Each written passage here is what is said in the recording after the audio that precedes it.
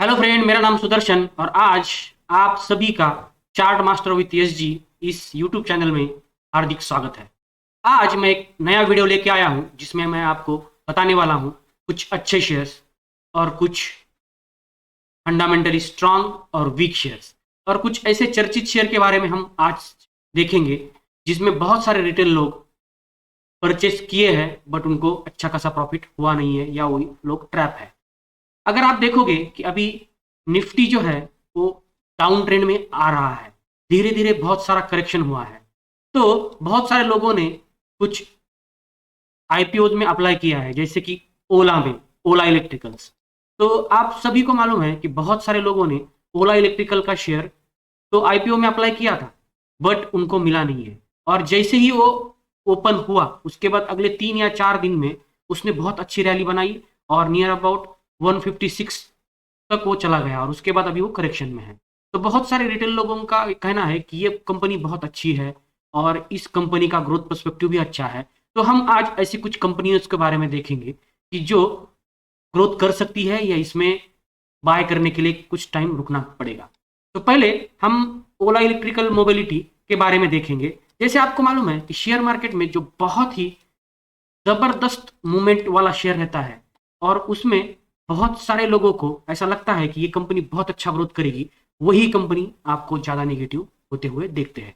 Generally मैं IPO में अगर मुझे कोई शेयर मिल जाता है तो मैं उसे अगले 10 दिन या 15 दिन में जो भी अच्छा प्रॉफिट मिलेगा उसमें मैं निकल जाने का ट्राई करता हूँ।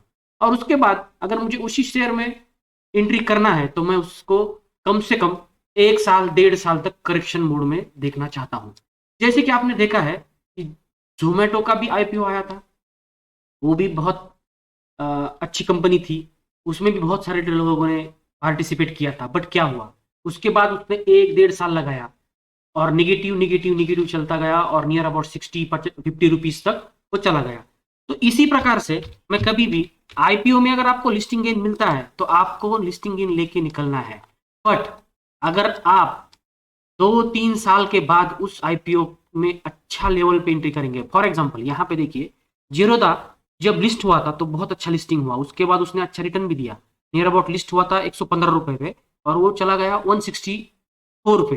बट अगर आप देखोगे नवंबर 21 से लेके नियर अबाउट अगस्त या फिर आप मार्च 23 तक देखो, यानी नियर अबाउट 1.5 2 साल तक वो निगेटिव ही रहा। और वो निगेटिव कितना रहा, तो ये जो है ये निगेटिविटी इसका अच्छा खासा था। आप यहाँ पे देखोगे इसका अगर हम निगेटिव देखेंगे कितना हुआ वहां से, तो ये ऑलमोस्ट 68 70% डाउन था। इसका मतलब कि ओला इलेक्ट्रिकल भी ऐसा हो सकता है क्या, मे भी हो सकता है। तो हमको क्या करना है कि अगर आपको लगता है कि आपको अच्छे लेवल पे एंट्री करना है तो आप किस प्रकार से करोगे, मैं आपको इसमें थोड़ा सा गाइड करता हूँ।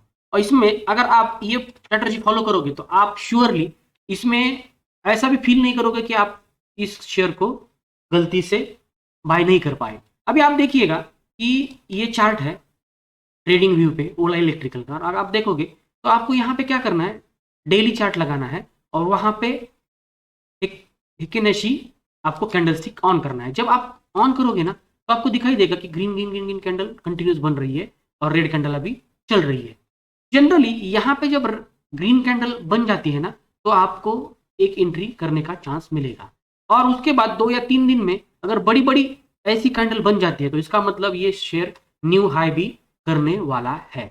बट याद रखना, अगर यहाँ पे ग्रीन कैंडल बनी और फिर रेड कैंडल बनने लगी किस पे, हेकेनाशी पे, तो ये शेयर आपको मालूम होना चाहिए कि ये जो लिस्टिंग प्राइस था 84 या 80 या 86, यहाँ तक भी जा सकता है। वो एक बार यहाँ टेस्ट करेगा, यहाँ पे चेक करेगा कि कितने लोग इंटरेस्टेड है, जो लोग ऊपर ट्रैप हुए थे वो निकले हैं या नहीं, ये सब यहाँ पे होगा।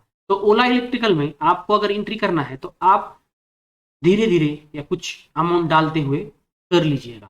जैसे कि अगर आपको ये शेयर 92 या 82 के आसपास मिल जाता है तो आप वहां पे 25% अमाउंट एंटर हो जाएंगे। बट आपका व्यू अगले मिनिमम 1.5 या 2 साल तक रहना, क्योंकि मेरा ऐसा कहना है कि कोई भी आईपीओ आ जाता है और जिसको बम्पर सब्सक्रिप्शन मिलके उसका लिस्टिंग भी बम्पर हो जाता है तो उस केस में अगले 1.5 साल तक या 1 साल तक वो निगेटिव ही होता है। और जैसे ही उसका वैल्यूएशन अपने अच्छे लेवल पे आ जाता है उसके बाद उस पर रैली स्टार्ट हो जाता है।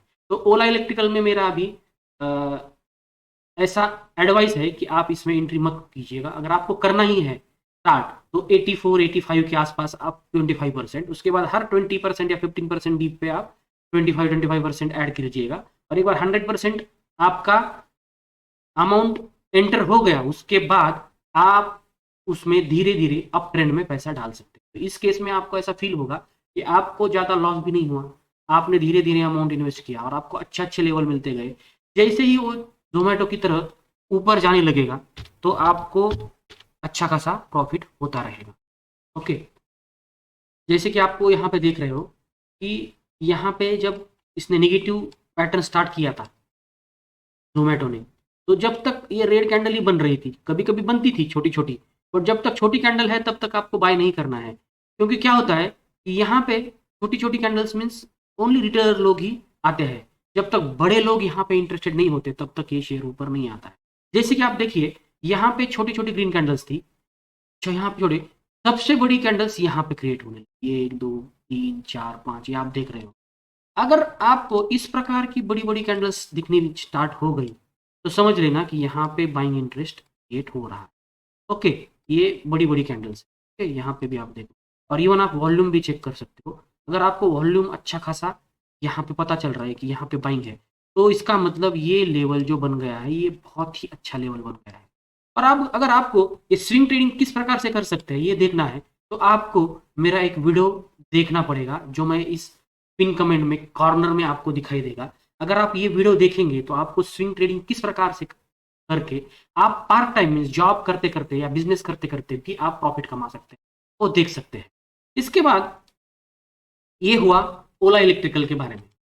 अभी हम नेक्स्ट स्टॉक डिस्कस करेंगे एसबीआई।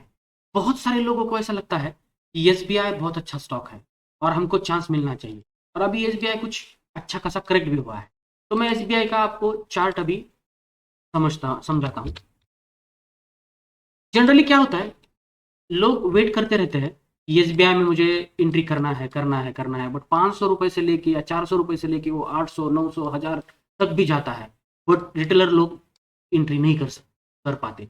बट जैसे ही वो बड़ा करेक्शन होने लगता है ना, तो उनको ऐसा लगता है कि यहाँ पे हम एंट्री करेंगे। बट मेरा अभी क्लियरली कहना है कि एसबीआई में आप इन्वेस्ट मत करो। अगर आपने अच्छे लेवल पे किया है 600 या 500 पे, तो आपका यही टाइम है इसको प्रॉफिट बुक करने का।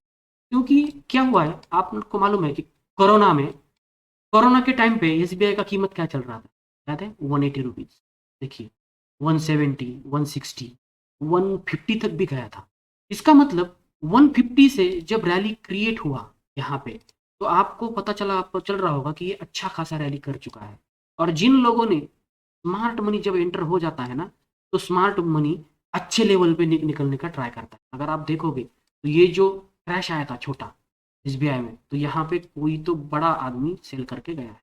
इसका मतलब क्या है कि ये शेयर अभी धीरे धीरे करते नीचे आएगा। ओके, और वो कहाँ तक आएगा? मे बी 600 तक भी आ सकता है। ओके, 600 या फिर और करेक्शन अच्छा खासा हुआ तो 500 या 450 तक आ जाएगा। अभी देखिए ये जोन होता है बाइंग जोन के लिए स्मार्ट स्मार्ट इन्वेस्टर्स के, जो एसबीआई में इन्वेस्ट करना चाहते हैं अगले 3 4 5 साल के लिए। बट आपको इसको करेक्शन के लिए वेट करना पड़ेगा। जैसे ही ये इस लेवल में आ जाएगा तो आप सेम स्विंग ट्रेड का या एक्यूमुलेशन का मेरा स्ट्रैटेजी आप यूज कर सकते हैं, जहां पे आपको अंडरस्टैंड होगा कि आप किस प्रकार से अच्छे लेवल पे एंट्री लेके बहुत सारा प्रॉफिट कमा सकते हैं। फॉर एग्जाम्पल मैं आपको यहाँ पे बताता हूँ कि आपको इसमें अभी एंट्री कब करना है। देखिए मैं जब हैकेनशी यहाँ पे ऑन करूंगा तो आपको यहाँ पे दिख रहा होगा कि अभी ये बड़ा वाला रेड कैंडल फॉर्म हुआ है। अभी मे बी नेक्स्ट कैंडल इससे भी बड़ा होगा, यहाँ पे एक बड़ा कैंडल क्रिएट हो सकता है। ओके, रेड कैंडल जैसे ही बड़ा कैंडल क्रिएट होगा ना इसके तरह 1 और 2, इसके बाद थोड़ा सा अलर्ट हो जाने का कि यहाँ पे नीचे जाने का चांसेस है। और अगर इसने ये वाला जो लोग है तोड़ दिया, नियर अबाउट कहाँ पे आता है, हम यहाँ पे देखेंगे तो ये आता है नियर अबाउट 720 पे। तो 720 के बाद तो ये नियर अबाउट डाउन ट्रेंड में चला जाएगा अच्छा खासा, 600 650 तक भी आ सकता है। और जैसे मैंने आपको बताया कि आपको इसको अक्यूमुलेट करना है नियर अबाउट 625 से लेके यहाँ से 625 से लेके आप इसको इन्वेस्ट कर सकते हैं नियर अबाउट 500 तक। इस जोन में अगर आप इसमें इन्वेस्ट करेंगे तो आपको इसमें रिस्क रिवॉर्ड रेशियो अच्छा रहेगा, क्योंकि मे बी SBI 1500 भी जा सकता है, 2000 रुपीज़ का भी हो सकता है। बट आप सोचिए, अगर आपने 800 रुपये में खरीदा और वो 600 या 550 तक गया, तो आपको 800 आने में 2 साल लगेंगे। ओके, और 2 साल के रुकने के बाद जब वो ऊपर की रैली स्टार्ट होगा तब आपका पेशेंस छूट जाएगा और आप यहीं कहीं प्रॉफिट बुक करके थक थक के यहाँ से निकल जाए। इससे अच्छा क्या है कि जितना वो नीचे आपको मिलेगा उतना इसको एक्यूमुलेट करो। तो मेरा कहना है कि SBI पे आप एंट्री अभी मत करना। इसके बाद मैं और एक शेयर है जो बहुत सारे लोगों को लगता है कि बहुत कम कीमत का है और कम कीमत का इसलिए ज़्यादा क्वांटिटी शेयर्स आता है, तो ऐसा कुछ नहीं है। ओके, जनरली कम कीमत या ज़्यादा कीमत इंपॉर्टेंट नहीं है, आपको परसेंटेज वाइज कितना प्रॉफिट हो रहा है वो इम्पोर्टेंट है। और एक शेयर है, उसका नाम है GTL इंफ्रा लिमिटेड। एक्चुअली अगर आप देख रहे हो कि ये है GTL इंफ्रा का, और ये रिटेलर का बहुत ही फेवराइट वाला शेयर है। मुझे बहुत सारे फ्रेंड्स, बहुत सारे कमेंट आते हैं जिसमें बोलते हैं कि GTL के बारे में आप मुझे सजेशन दे दो। जनरली मैं ऐसे पेनी स्टॉक में इन्वेस्ट करना बिल्कुल नहीं चाहता और मैं कभी इन्वेस्ट करता भी नहीं हूँ। और मैं आज इस पे इसलिए वीडियो बना रहा हूँ ताकि जो भी रिटेलर लोग हैं जो ये इसको 2 रुपए में या 1 रुपए में 1.5 रुपए में बहुत सारा क्वांटिटी लेके बैठे हैं और उसको सोच रहे हैं कि ये बहुत अच्छा प्रॉफिट देगा, और मे भी दिया भी होगा पिछले कुछ साल में, 1-1.5 साल में उसने कुछ प्रॉफिट भी दिया होगा। बट याद रखना, अभी ये पूरा डाउन ट्रेंड में आ चुका है। ओके, और अगर इसमें जो कोई भी लोग इसमें फंसे हैं तो वो आपको ये वाला जो रेट है ना, 3, 3.5, 4 रुपए वाला, ये आपको अगले 3-4 साल में, 5 साल में भी नहीं मिलेगा। तो मेरा क्लियरली कहना है कि आप GTL इंफ्रा से दूर रहो। ये मैं आपको क्यों बोल रहा हूँ, क्योंकि मैंने उसका फंडामेंटल देखा है। अगर आप देखोगे तो आपको मैं बताता हूँ कि ये GTL इंफ्रास्ट्रक्चर, ये टेलीकॉम इंफ्रास्ट्रक्चर की कंपनी है। उसका अगर आप मार्केट कैप देखोगे तो उसका है 3163 करोड़ का मार्केट कैप, और उस पर डेप्थ अगर देखोगे तो वो है 3339। इसका मतलब मार्केट कैप जितना है उससे ज्यादा तो उसके पास डेप्थ है। ठीक, और सबसे इंपॉर्टेंट क्या है कि प्रोमोटर का होल्डिंग है 3%। अगर आप सोचोगे कि इस कंपनी के पास जितना मार्केट कैप है, जितना उसका एसेट है, उससे ज्यादा तो लोन है। ओके, और कोई प्रोमोटर भी इंटरेस्टेड नहीं है यहाँ। इसका मतलब क्या है कि ये बहुत ही वीक कंपनी है। अगर ये अच्छा शेयर होता तो यहाँ पे आपको एटलीस्ट प्रोमोटर 50% से ऊपर रहता। और ये जो प्रोमोटर है ना, इसका आपको मैं कंडीशन भी बताता हूँ। मैं इन्वेस्टर में जाता हूँ तो यहाँ पे आप देखोगे कि ये जो इन्वेस्टर है ना, प्रोमोटर, इसका ओनली होल्डिंग 3% है। और यहाँ पे जो इन्वेस्ट सबसे ज़्यादा किए हैं ना, वो किए हैं DIR और पब्लिक वालों ने। Public means retail.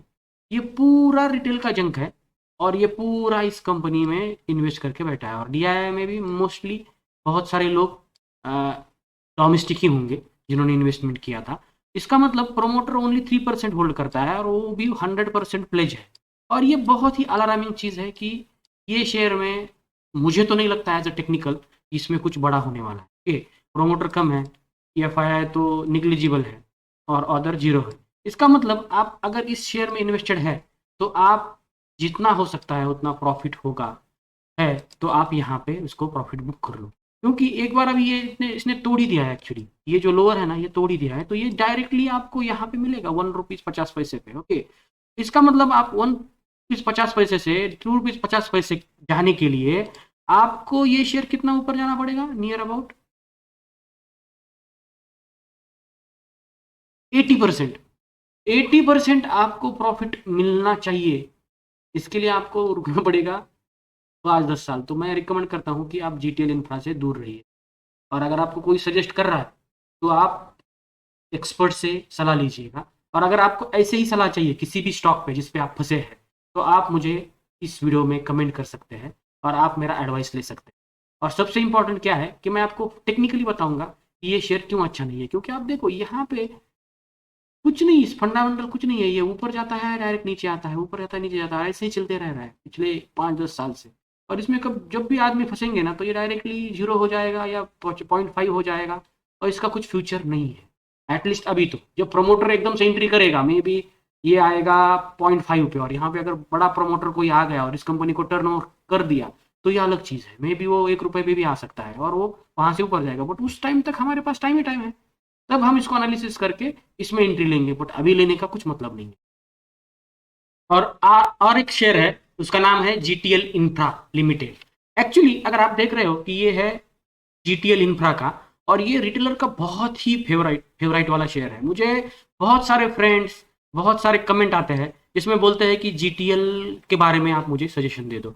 जनरली मैं ऐसे पेनी स्टॉक में इन्वेस्ट करना बिल्कुल नहीं चाहता, और मैं कभी इन्वेस्ट करता भी नहीं हूँ। और मैं आज इस पे इसलिए वीडियो बना रहा हूँ ताकि जो भी रिटेलर लोग हैं, जो ये इसको 2 रुपए में या 1 रुपए में, 1.5 रुपए में बहुत सारा क्वांटिटी लेके बैठे हैं और उसको सोच रहे हैं कि ये बहुत अच्छा प्रॉफिट देगा, और मे भी दिया भी होगा पिछले कुछ साल में, 1 डेढ़ साल में उसने कुछ प्रॉफिट भी दिया होगा। बट याद रखना, अभी ये पूरा डाउन ट्रेंड में आ चुका है। ओके, और अगर इसमें जो कोई भी लोग इसमें फंसे हैं तो वो बहुत सारे रिटेलर इन्वेस्टर्स में इन्वेस्ट किए हैं। ओके, और उसने अच्छा ब्रेकआउट भी दिया था। बट लास्ट कुछ दिनों में जो चार्ट पे जो दिख रहा है ना, तो उसमें थोड़ा सा सेलिंग प्रेशर आ रहा है। ओके, तो इसमें क्या है कि अगर आपको वोडाफोन या आइडिया का, आपको अगर कुछ इन्वेस्टमेंट करना है, और इसमें मुझे तो लगता है कि आपको अगर इन्वेस्ट करना है तो छोटी अमाउंट ही रखना पड़ेगा, क्योंकि मैं इसके बारे में ज़्यादा पॉजिटिव नहीं हूँ। जैसे कि आप देखोगे, यहाँ से उसने रैली स्टार्ट की थी और नियर अबाउट वो इस लेवल पे आया है, मीन्स 20 रुपीज़ पे आया है। 5 रुपीज़ से वो 20 रुपीज़ आया है, इसका मतलब वो 4 टाइम्स ऑलरेडी हुआ है। तो अगर आपको इसमें अगर बाइंग करना ही है, बाइंग करना ही है, तो आपको पहला जो इम्पोर्टेंट लेवल है इसका, तो 12 रुपये 40 पैसे बाय कर सकते हैं। बट याद रखना, मैं जो स्ट्रेटजी यूज करता हूँ बाइंग के लिए वो है एकेनाशी का चार्ट ऑन करता हूँ, ताकि जब तक ये बड़े बड़े कैंडल्स तैयार होते हैं ना, तब तक मैं कभी भी खरीद नहीं।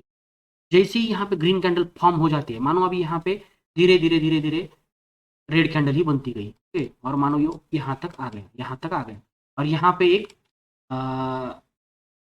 कौन सी ग्रीन कैंडल फॉर्म हो गई। अगर ऐसा हुआ तो कभी भी आप याद रखना कि आपको उसी ग्रीन कैंडल में एंट्री कर लेना है, ताकि जब तक ये ग्रीन कैंडल चलती रहे तब तक आप उसमें प्रॉफिट कमा सकते हैं।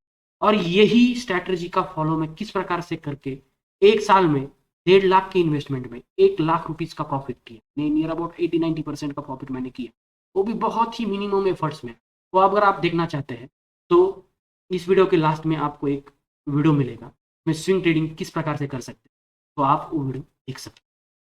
तो आज के लिए इतना ही। मैंने जो आपको सजेशन दिया वो अगर आपको अच्छा लगा होगा तो आप इसको फॉलो करो और आप अच्छे से अच्छा पैसा कमाओ और आपका कम से कम लॉस हो, इतनी ही मेरी इच्छा है। और आप इस चैनल को सब्सक्राइब कीजिए और बेल आइकन को बटन को दबा के आप मेरे से कनेक्ट रहिए।